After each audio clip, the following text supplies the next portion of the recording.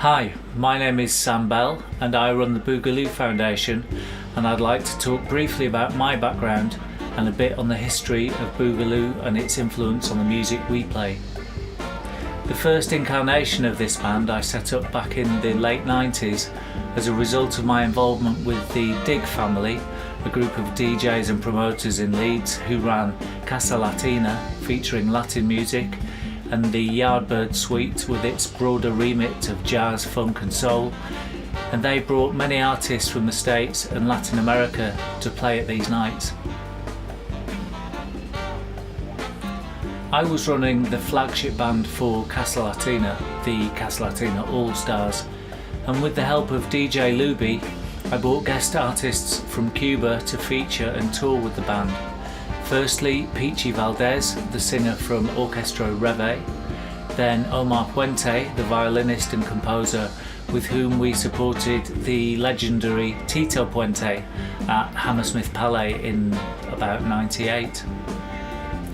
I studied drumming in Cuba whilst at university, looking at bata and rumba and the roots of Cuban music, and discovering how the drum had been abolished in many places because of its power to unite people in song and dance, and in the case of rumba, often carry the politics of the day in song form.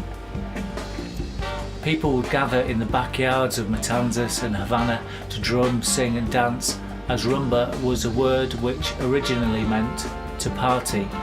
and is a tradition that embodies a culture of resistance. So, in the spirit of the 3 R's, rhythm, recreation and resistance, I reformed the band in 2010, and the first track on the EP,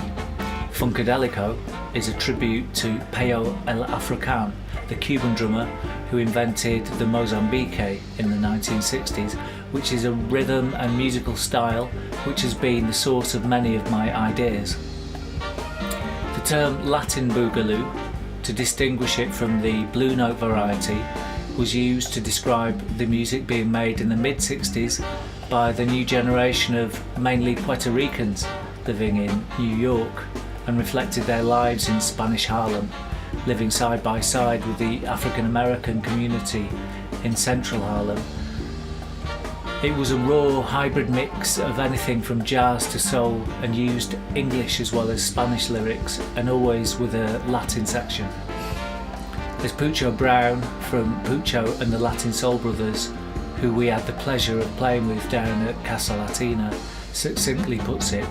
cha-cha with a backbeat. By the end of the decade, salsa had taken over from shing-a-ling or popcorn music, as Bugalu was often called, and Fania Records shifted their emphasis to the culturally specific genre of salsa,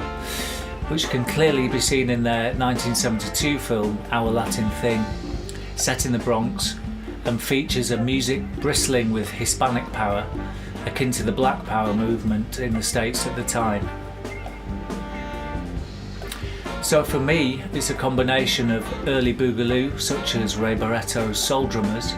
the early 70s salsa, and also Eddie and Charlie Palmieri's album Harlem River Drive, recorded in 1971,